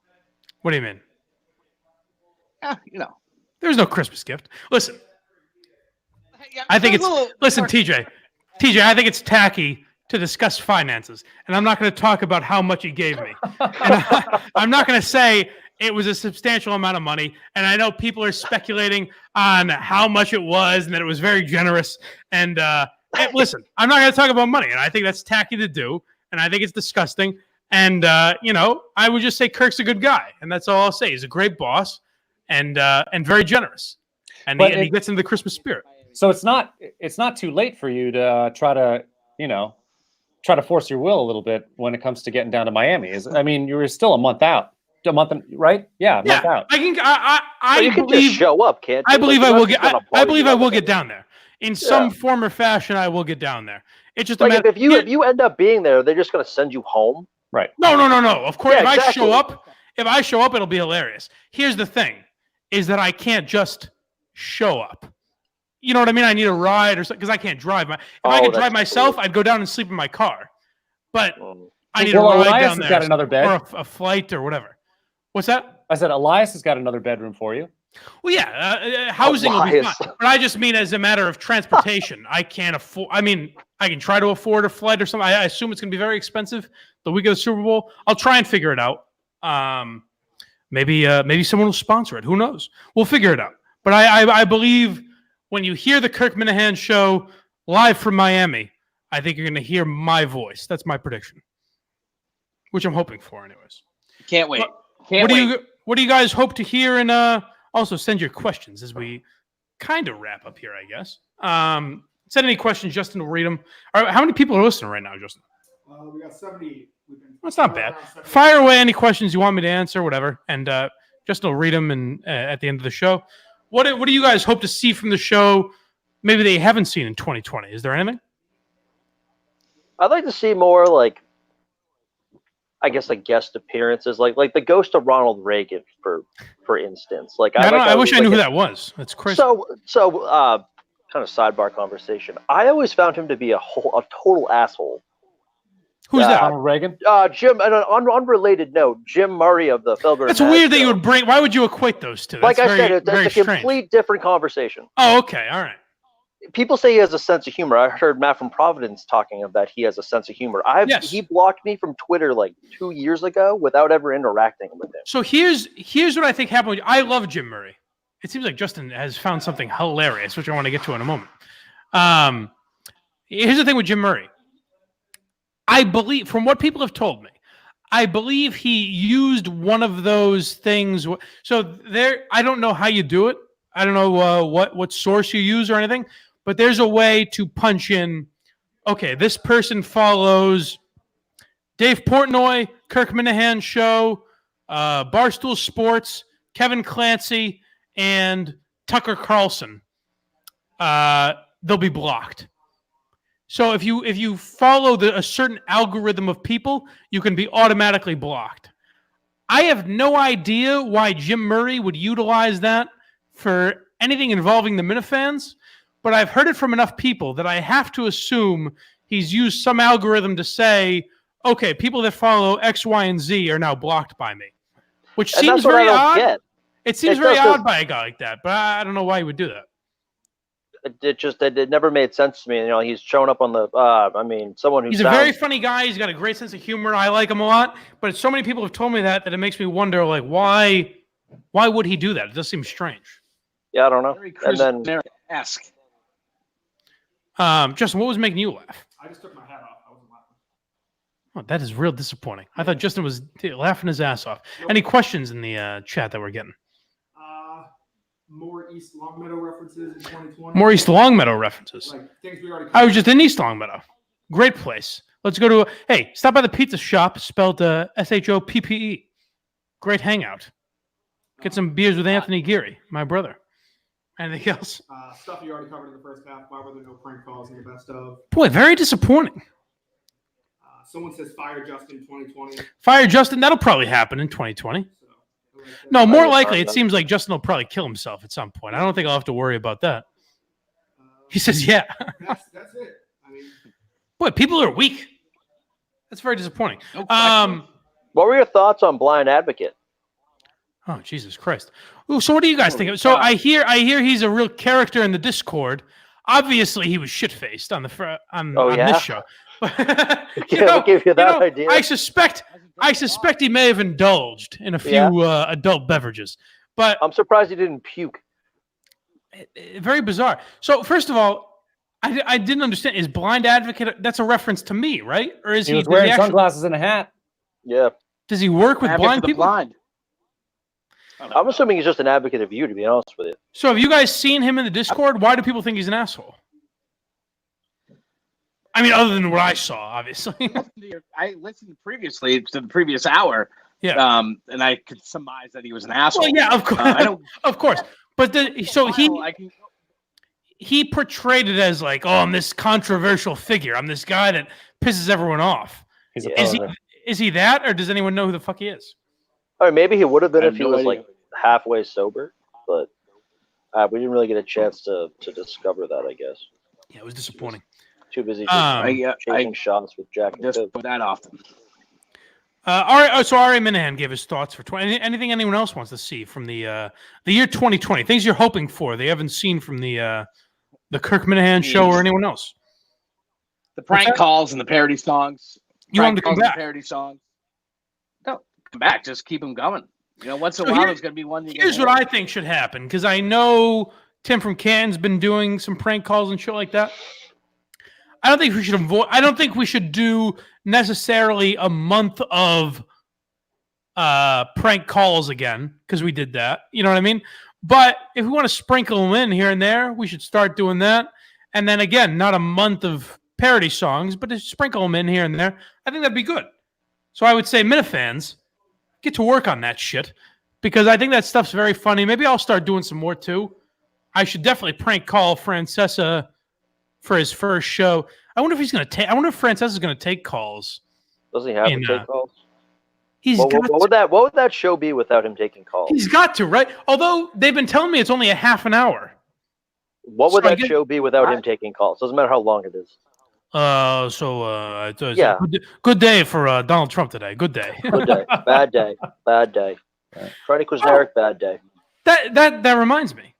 Did you guys see that fucking Kevin Spacey video? I couldn't watch that. No, I couldn't do it. And so I made the joke. Maybe it was already out, but I hadn't seen it. I made the joke that in Kevin Spacey-like fashion, I was dropping a video that's very bizarre, and you can make what you want of it. I was fucking around. I didn't realize he was going to make another Christmas Eve video 2 years in a row where he goes, "Kill him with kindness." Did either of you guys see that or no? I saw the first one, but I didn't. Yeah, I didn't. I saw last year's one, but that's what I thought you were referring to. That is what I was referring to. Yeah, that's what I was referring to. He dropped another one. Then he dropped another one a couple hours after I said that, where must be a big. He goes, "You think that'd be a Christmas?" He's doing Frank Underwood again, and he's like, "You think it'd be a Christmas Eve without me?" And it's like, what the fuck? I have no idea what he's. I think he may have legitimately lost his mind. Probably. He's a great actor. Great actor. He is a terrific actor. But he's a fuckhead. Just a creepy fucking dude. The only other thing, if he hasn't lost his mind, then he's just saying like, fuck it. What else am I going to... No one's going to hire me for anything. I should just do this every Christmas Eve. People will find it funny. Yes, I can't see any other upside to it. Right off the fucking deep end. All right, boys. Well, it's been a pleasure. Any final comments, Justin, coming in? Feel free to send in your questions. Matt, when you come onto the show, what are your predictions? How do you think you'll do? If Kirk decides this guy's going to replace, like, I want this guy to talk as much as Steve, do you think he'll be all right? Yeah, no problem. You'll have no problem doing that. No, and nothing's everything's fair game too. Whatever he wants to talk about. Okay, I like that because I've been. What about your parents? I've been working. Doesn't matter. Your parents aren't off limits. No, I don't give a shit. Did you cause your parents to divorce each other? Yes. Okay. This is a big weekend for you. Do you like Pizza Hut? I've been working to replace Steve for a while. So if we can make you look like a great producer here, this will be good.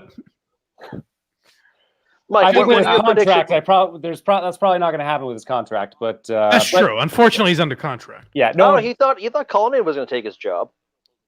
Yeah, that was early on though. I could see where maybe there wasn't a lot of rapport built up yet, and I could see where Kirk could be like, But Steve's unfortunately, he's a big part of the show now. It's going to be tough to get rid of him. Right. Justin, anything else before we get out of here? any chance you go up to see Kirk's main house in the summer? Any chance I go to see Kirk? Yeah, I would put that. Me seeing Kirk's main house in the summer, I would put it. I'll put it at 100%. I think he and I are going to spend a lot of weekends up there. I think we're good. He and I are going to. I think now that we've been doing the show together for some time, we're going to be good buddies. I predict. Make sure you take some nice screenshots of the sunset. Yeah. Not really. Nah, all right. Well, boy, I like to promote the chat because I feel like it's the way for people that aren't on the show to get involved. But they've been disappointing me today. But also, it's the holidays. I understand. Boys, thanks for coming on. I think 2019's been an awesome fucking year. And again, I'll throw. Go ahead. One shout out before I go. Please. DC's year in review was phenomenal. And it was great, right? For the year. What do you think of my idea? The idea that I had in the first half of the next time we do a best of, maybe letting DEC host it and put it together in the way that he does. And not to disparage you and Steve and how you did it, but DEC is really good at it. I think I think that's a great idea. I think it's a good idea. DEC will fucking love it. It'll give him some credit for the shit that he's been doing.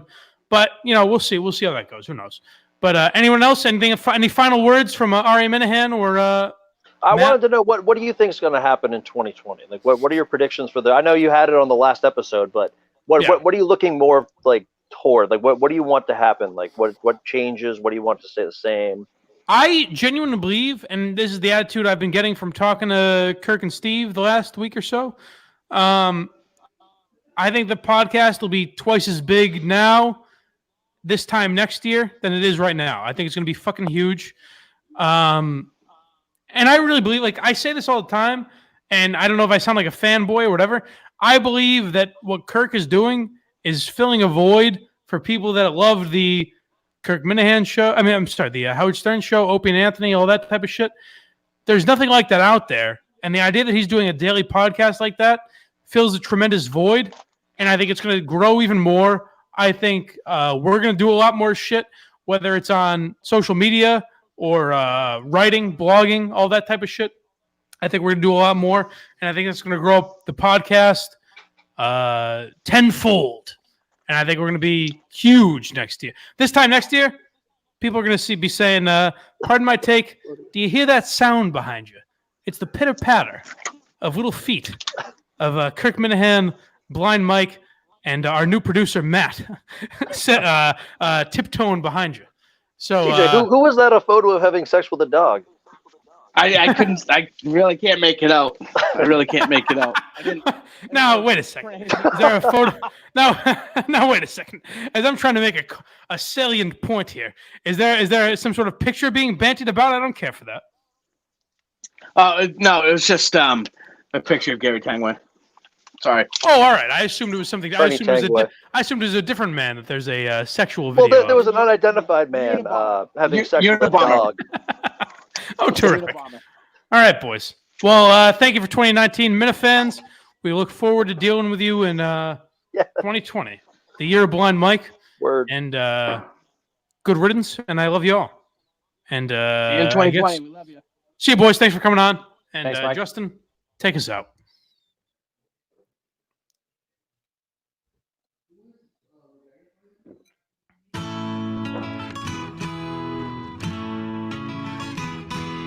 Another tough day at work today. Stephen Kirk think I suck.